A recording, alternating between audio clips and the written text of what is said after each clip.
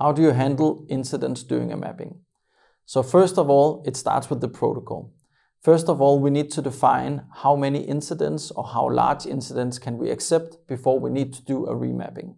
That's the first thing to keep in mind.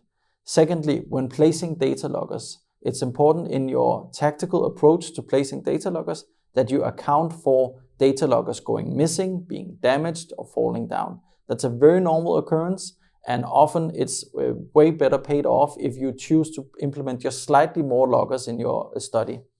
So whenever we have an incident that might be correlated to data loggers being displaced or being damaged, that you investigate how will this affect the conclusion in our mapping report.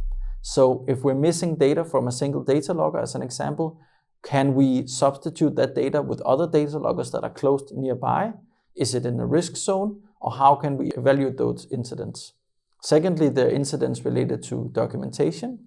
Can we investigate those incidents and follow up with subsequent documentation or picture documentation where we can conclude that we have great certainty that the actions were performed, the measurements were performed in a specified way, or even that the data loggers were actually placed even though documentation is missing.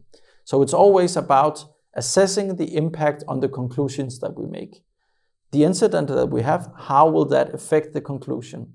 And it's not always binary. It's not always, no, we can say nothing about this facility temperatures compliance, or we can say everything.